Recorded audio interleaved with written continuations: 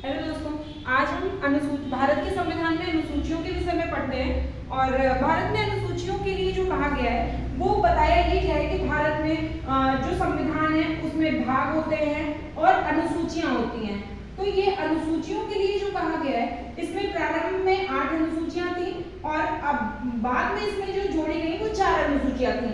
तो अब कितनी हो गई है? 12 अनुसूचियां हो गई हैं। तो क्वेश्चन इसमें कितने प्रकार से आ सकता है? क्वेश्चन आ सकता है कि वर्तमान में कितनी अनुसूचियां हैं? तो 12 होंगी। प्रारंभ में कितनी थी? तो 8 अनुसूचियां थी। बल्कि अगर इसमें पूछा जाए कि बाद में कितनी अनुसूचियां जोड़ी गई हैं तो वो 4 थी अनुसूचियां। अब ये अनुसूचियां जो हैं वो किस प्रकार से काम करती है कि इनमें किसका वर्णन किया गया है? तो जो पहली अनुसूची थी इसमें भारत के राज्यों और केंद्र शासित प्रदेशों के लिए वर्णन किया गया है। ये राज्य और केंद्र शासित प्रदेश हैं जिसमें 28 राज्य और 8 केंद्र शासित प्रदेशों का वर्णन किया गया है। इसमें दिल्ली को एनसीआर का दर्जा दिया गया है। एनसीआर में यूपी के कई सारे जिले शामिल किए गए हैं।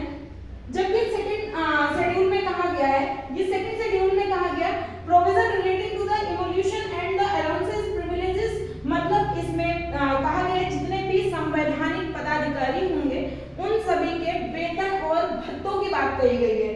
संवैधानिक पदाधिकारी के लिए जैसे कि हम बात करेंगे तो वो पदाधिकारी होते हैं जिनका वर्णन संविधान बनते समय उन पदों का वर्णन संविधान की पुस्तक में लिखा गया था। वो सारे पदाधिकारियों के वेतन और भत्तों की बात करेंगे, जैसे कि president of India, governor of the state मतलब राज्यों के राज्यपाल, speaker and the deputy speaker of the Lok Sabha, the chairman and the deputy chairman of the Rajya Sabha. Rajya Sabha के डिप्टी चेयरमैन और चेयरमैन होता है, मतलब सभापति और उपसभापति। The speaker and the deputy speaker of the legislative assembly, मतलब लोग जितने भी विधानसभा होते हैं उनके स्पीकर और डिप्टी स्पीकर की बात कही गई है। Chairman and the deputy chairman of the legislative council of state, right. The जजेस of the supreme court, supreme court के जजेस की बात की गई है। जजेस ऑफ द हाई कोर्ट के जजेस की बात की गई है। The controller and auditor general of the India, मतलब कैग की बात की गई है। Okay, right. तो इनके अब आगे चलते हैं अनुसूचियों के नंबर 3 में।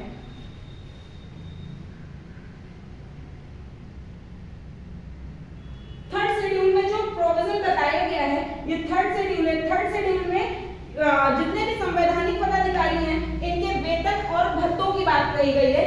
संवैधानिक पदाधिकारी की कौन सा वो पदाधिकारी जिनका वर्णन संविधान में है उनको कितना वेतन और भत्ता मिलता है। राज्यसभा जितने भी राष्ट्रपति है, राष्ट्रपति भारत के राष्ट्रपति का जो वेतन होता है वो सारे करों से मुक्त होता है। ओके, अनुसूची नंबर 4 पर चलते हैं। शेड्यूल 4 की जो बात की गई है इसमें कहा गया है allocation of the seat in the Rajya Sabha to the state and union territories, मतलब राज्यों और केंद्र शासित प्रदेशों में राज्यसभा की सीटों का वर्णन किया गया है कि कितनी राज्यसभा सीटें इनको आवंटित की गई हैं। ऐसे चलते हैं अनुसूची नंबर 5 में कहा गया है कि provision related to administration and control the scheduled areas and scheduled tribe, कि जितने भी अनुसूचित क्षेत्र और अनुसूचित जनजाति हैं इनके प्रशासन के लिए वर्णन किया गया है अनुसूची 5 में। मोस्ट इंपोर्टेंट अनुसूची 6, इसके लिए कहा गया है provision relating to the administration of the tribal areas to the Assam, मतलब कि कुछ स्टेट जैसे कि ट्राइबल एरियाज हैं ये अनुसूचित एरियाज हैं, इनके लिए कहा गया है कि असम, मेघालय, त्रिपुरा और मिजोरम। क्वेश्चन आता है कि 6 शेड्यूल में कौन से स्टेट ऐसे हैं जिनको शामिल किया गया है? तो केवल 4 स्टेट हैं जिसमें कि असम, मेघालय और त्रिपुरा जैसे राज्य आते हैं, इनका सिर्फ वर्णन किया गया है। अब मोस्ट इंपोर्टेंट अनुसूची नंबर 7 पर चलते हैं।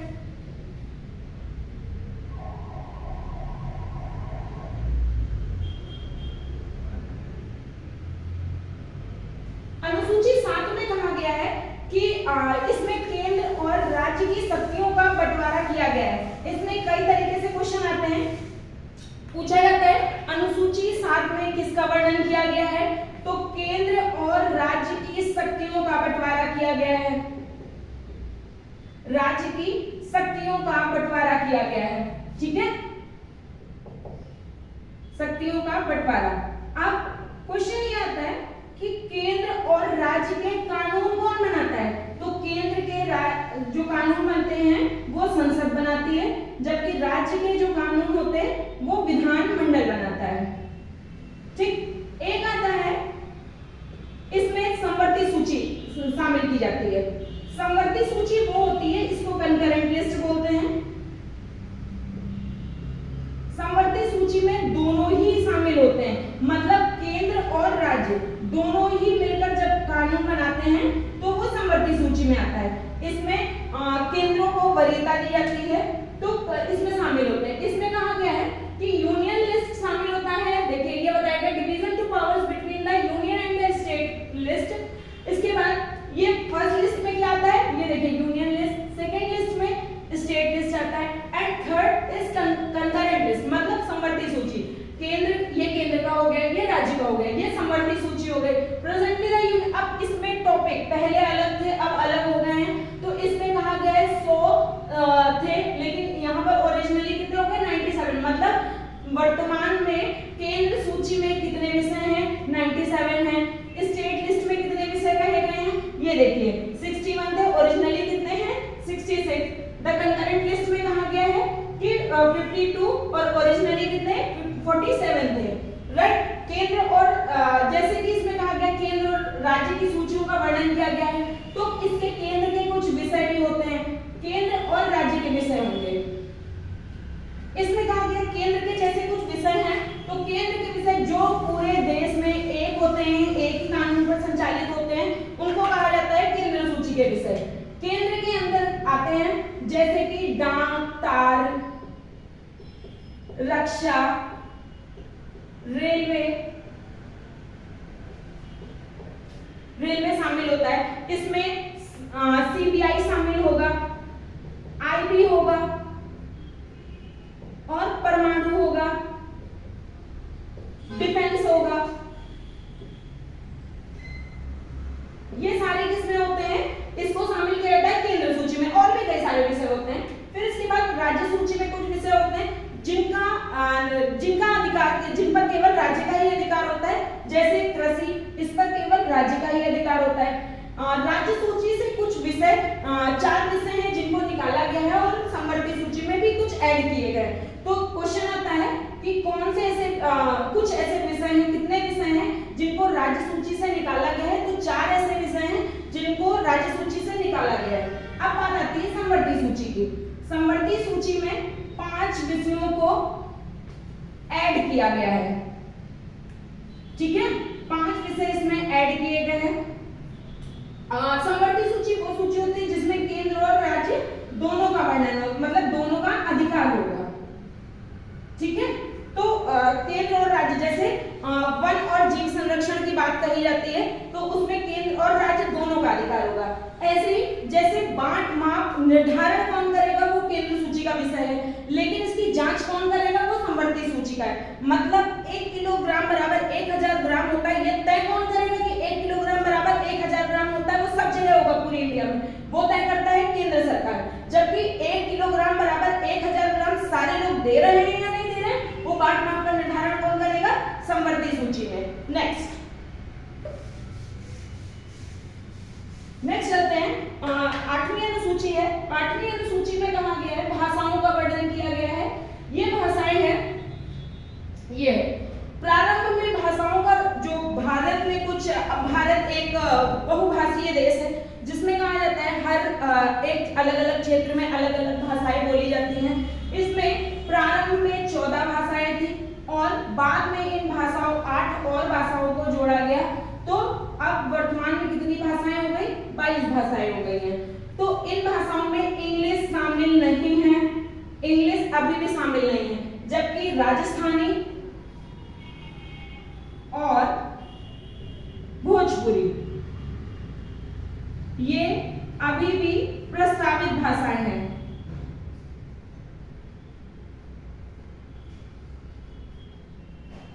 प्रस्तावित भाषाएं देखो इसमें ये कहा गया originally we have the 14 languages, मतलब प्रारंभ में हमारे पास में 14 लैंग्वेज थी, बाद में और जोड़ी गई तो 22 भाषाएं हो गई। अब इन भाषाओं में कौन कौन सी हैं, असमी, बंगाली, बोडो, डोगरी, गुजराती, हिंदी, कन्नड़, कन्नड़, कश्मीरी, कोंकणी, मैथिली, मलयालम एक्सेट्रा एक्सेट्रा। फिर बात आती है कि कुछ अब ये वाली जो जोड़ी गई बाद में, इनमें कुछ तो बाद में जोड़ी गई हैं, तो जाहिर सी बात है संविधान संशोधन किया गया होगा। अब किसके तहत में जोड़ा गया? तो 21वें संविधान के तहत में जोड़ा गया और 71वें संविधान संशोधन के तहत जोड़ा गया। इन दोनों को अगर आप ऐड कर दोगे तो 52वां संविधान संशोधन होता है कि नहीं होता है? 21 और 71 को जोड़ोगे तो 52 होता है। ठीक है, तो कौन कौन से आर्टिकल में संविधान संशोधन में भाषाओं का वर्णन किया गया है? 21वें संविधान संशोधन, 71वें संविधान संशोधन और 52वें संविधान संशोधन में भाषाओं का वर्णन किया गया है। नई भाषाएं जोड़ी गई हैं, उनका वर्णन यहाँ पर दिया गया है। Sindhi was added the 21st amendment act of 1967। Konkani, Manipuri and Nepali were added in the 71st amendment in 1992, while Bodo, Dogri, Maithili, Santhali were added in the 92nd Amendment Bill 2003. Next बात है नवी अनुसूची की, और वो अनुसूचियां जो बाद में जोड़ी गई। अभी तो ये पहले प्रारंभ में ही थी। नेक्स्ट जो जोड़ी गई वो नवी अनुसूची थी। 9th शेड्यूल में कहा गया, जैसे कि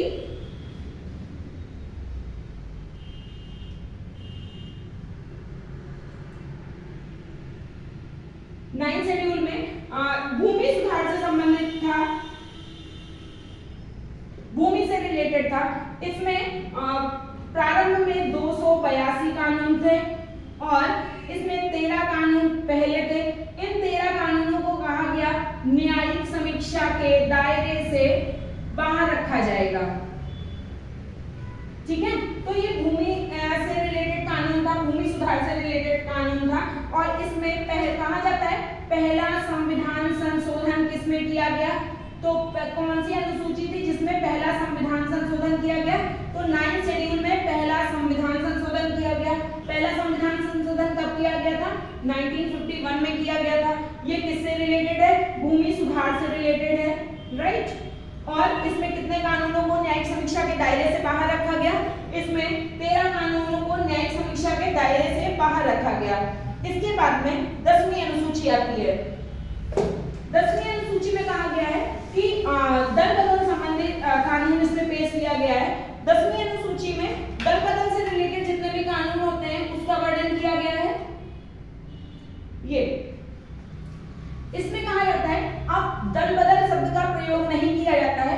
1985 52वें संविधान संशोधन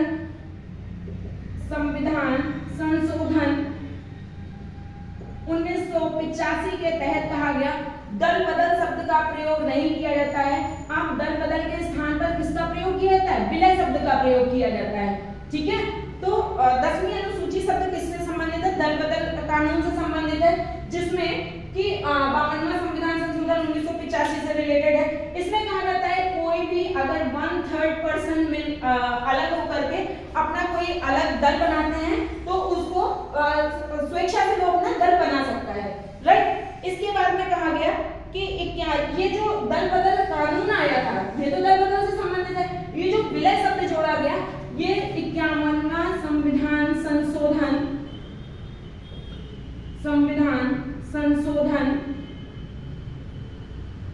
2003 में कहा गया कि दल बदल के स्थान पर विलय शब्द का प्रयोग किया जाएगा। ऐसे ही इसमें कहा गया कि 11th शेड्यूल था, 11th शेड्यूल जो था वो पंचायत से रिलेटेड था। पंचायत जो होता है वो हमारे ग्रामीण समाज के लिए जो चुनाव की प्रक्रिया होती है उसके लिए कहा गया। जब सत्ता का विकेंद्रीकरण किया जाता है तो उसके लिए इनका किया गया, क्योंकि पूरा राजा एक साम्राज्य को नहीं चला सकता है, इसलिए सभी को छोटे छोटे अधिकार देने की बात आई। इसके लिए पंचायत का गठन किया गया और ग्रामीण समाज में उनको अधिकार देने के लिए पंचायतों का गठन किया गया। पंचायत का गठन जो किया गया था ये भी अनुसूची बाद में जोड़ी गई थी। ये अनुसूची जो बाद में जोड़ी गई थी इसके लिए कहा गया कि 1992 का जब समय था 73वां संविधान मतलब 11वीं अनुसूची और 12वीं अनुसूची एक ही टाइम पर जोड़ी गई थी। डेट एक ही थी, ये डेट थी 24 24 अप्रैल 1993, ये वाला जो समय था इसमें पंचायत जोड़ी गई थी और म्यूनिसिपल जोड़ी गई थी। तो ये वाला जो 11 शेड्यूल था वो 73rd कॉन्स्टिट्यूशन अमेंडमेंट बिल था, इसके तहत जोड़ा गया था। डेट दोनों की एक ही है, ठीक है। जबकि 12th शेड्यूल जो था वो 74th कॉन्स्टिट्यूशन अमेंडमेंट बिल के तहत जोड़ा गया। बस बात है कि ये गांवों के लिए था और ये शहरों के लिए था।